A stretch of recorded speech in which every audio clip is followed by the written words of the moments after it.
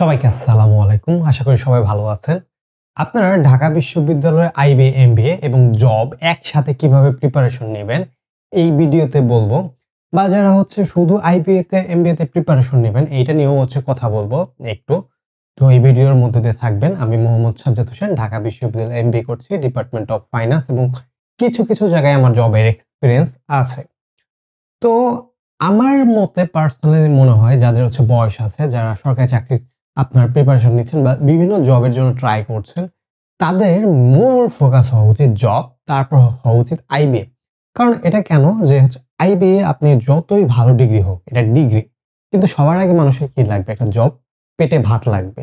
তো তার জন্য আপনার জবের জন্য মেইন ফোকাস রাখা উচিত, স্পেশালি যাদের বয়স আছে, যারা সরকারি চাকরির প্রিপারেশন নিচ্ছে।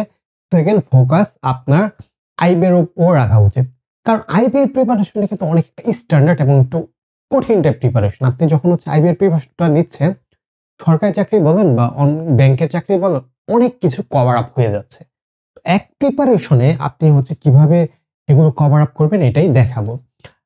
আমার একটা কোর্স জানুয়ারিতে সামনেতে শুরু হবে ৬ তারিখে, যে আইবিএ, এমবিএ এবং আপনার যে জবের যে প্রিপারেশন, এটা একটা ফাউন্ডেশন কোর্স।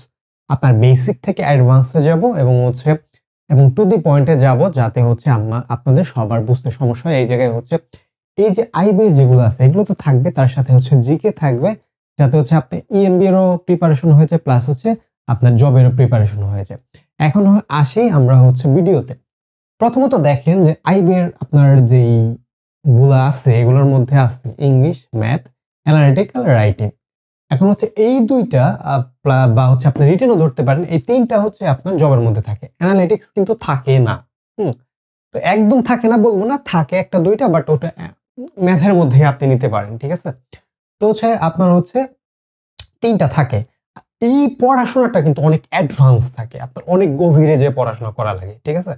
এখন আপনার এত গভীরে যে কখনো বিসিএস ও পড়াশোনা করা লাগে না, বা 10 থেকে 20 গ্রেডের জবগুলা যেগুলো দেখেন ওগুলাও করা লাগে না। কিন্তু বাংলাদেশ ব্যাংকের এডির যদি চিন্তা করেন, এত গভীরে যে পড়াশোনা করা লাগে।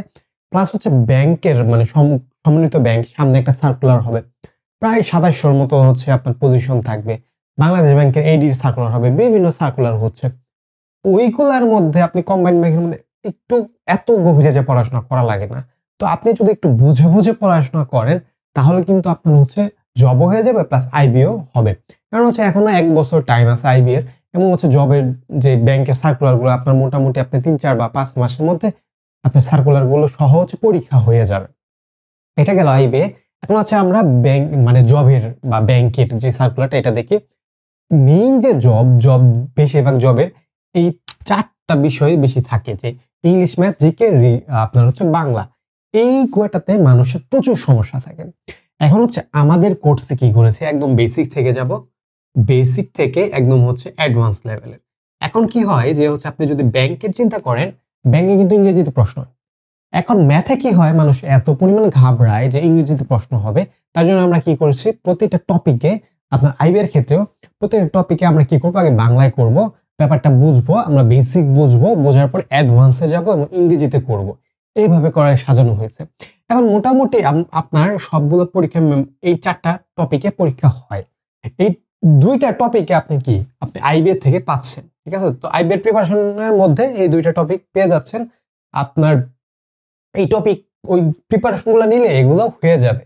এখন জোর দেবেন কোন জায়গায়, এবং কোন জায়গায় একটু বেশি দিবেন, কোন জায়গায় কম দিবেন, এইটাও আপনার একটু মাথায় রাখতে হবে। সাপোজ ধরেন আপনার ইংরেজির কথা বলে, ইংরেজির মধ্যে প্রচুর গভীরে যাওয়া লাগে। এখন ধরেন আপনার 12 গ্রেডের বা 10 গ্রেডের একটা জব আছে। জবের মধ্যে আপনি আইবি এর প্রিপারেশন নিচ্ছেন, আপনার পরীক্ষা দেবেন সাপোজ ধরেন আগামী ডিসেম্বরে। এখন আপনি গভীরে যে পড়াশোনা করছেন, কিন্তু আপনার 3 বা 4 মাস পরে পরীক্ষা আছে একটা জবের। তখন কিন্তু এত গভীরে যে পড়াশোনা করা লাগবে না। আপনি সারফেস লেভেলে বা বেসিক ক্লিয়ার করে পড়াশোনা করেন, আপনার কিন্তু জব হয়ে যাবে। তারপরে আসি আপনার যেই জায়গায় যেটা এক্সট্রা থাকে, কম্পিউটার, বেশিরভাগ ব্যাংকে। হ্যাঁ, ব্যাংকে একটা লুক্রেটিভ জব। আপনার প্রথম অবস্থাতে যে আপনি এত পরিমাণ স্যালারি পাবেন, এটা অন্য সকল ব্যাংকে হয় না। শুধুমাত্র অন্য সকল জবে হয় না, একমাত্র ব্যাংকে হয়। এক্সট্রা কি থাকে, কম্বাইন্ড ব্যাংক বা বাংলাদেশ ব্যাংক কম্পিউটার থাকতে পারে, বেসিক কম্পিউটার। তো হচ্ছে আপনি দেখতে পারতেছেন যে হচ্ছে আমাদের যে কোর্স থাকবে এটার মধ্যে English, math, GK, written plus হচ্ছে আমরা বাংলাও কিছু অংশে দেখিয়ে দেব। তো হচ্ছে আপনার ৪ টা জায়গা একদম হচ্ছে কভার আপ হয়ে যাবে। জাস্ট হচ্ছে একটা জায়গা আপনার হচ্ছে দেখতে হবে। এটা হচ্ছে আমরা বলে দিব আপনি কোথা থেকে পড়বেন। তো যখন হচ্ছে আপনি ২ টা জিনিস মিলিয়ে পড়তেছেন, আপনার প্রথমত আইবিএ হচ্ছে। আইবিএ এটা ডিগ্রি অর্জন করছেন। দ্বিতীয়ত আপনার হচ্ছে জবের জন্য প্রিপারেশন হচ্ছে। প্লাস হচ্ছে আপনার ব্যাংকের মানে প্রাইভেট ব্যাংকগুলোর মধ্যেও কিন্তু আইবি এর যে টাইপ কোয়েশ্চেন আসে। প্রাইভেট ব্যাংকেরও আপনার সেলারি গুলো অনেক হাই থাকে। 30, 35, 40, 45 আরো বেশি অনেকে অনেক বেশি থাকে। তো এগুলোই কিন্তু থাকে, ঠিক আছে? কিন্তু হচ্ছে আপনার একটু গোছায় পড়া লাগে যে অ্যানালিটিক্স আপনার হচ্ছে ডাটা সাফিসিয়েন্সি এগুলা আপনার হচ্ছে একটু গভীরে যেয়ে পড়াশোনা করা লাগে। আর যারা আপনার হচ্ছে এখনো বয়স আছে সরকারি চাকরির তাদের হচ্ছে অবশ্যই যারা প্রিপারেশন নিচ্ছেন তারা অবশ্যই ২ টা মিক্স করে পড়বেন। শুধু আইবি এর জন্য প্রিপারেশন নেবেন না। এটা আমি বলছি অনেক একটা ধরা খাবেন। কারণ হচ্ছে আমার মনে হয় জবটা সবচেয়ে বেশি গুরুত্বপূর্ণ একজন লাইফ আইডেন্টিটি। আপনি আইবি এর ডিগ্রি যত ভালো হোক, আপনি আইবি তে পড়ছেন, কয়েকদিন মানুষ প্রশংসা করবে। বা এটা সবাই পজিটিভ হিসাবে নেবে। আপনি যে বিসিএস এর ভাইভাতেও যান আইবি এর যখন আপনি পড়ছেন এটা শুনে আপনার অনেক পজিটিভ একটা ইফেক্ট পড়বে। কিন্তু যখন একটা জব পাচ্ছেন ওইটা আরো বেশি হচ্ছে ফ্রুটফুল। আপনি যদি জবের পাশাপাশি আইবি এর ডিগ্রি নিতে পারবেন কোনো সমস্যা নেই। কিন্তু জব এক মানুষের ফার্স্ট প্রায়োরিটি হওয়া উচিত। তো আমাদের কোর্সে যদি হচ্ছে আপনি আরো ডিটেইল জানতে চান আমার কমেন্ট বক্সে, ডেসক্রিপশন বক্সে সবকিছু দেয়া থাকবে হচ্ছে আমাদের ডিটেইল। আপনি হচ্ছে যে আমাদের ফেসবুক পেজের লিংক দেয়া থাকবে, আমার হোয়াটসঅ্যাপ নাম্বার দেয়া থাকবে। আপনারা যে যোগাযোগ করতে পারেন আরো ডিটেইল জানার জন্য। ধন্যবাদ সবাইকে।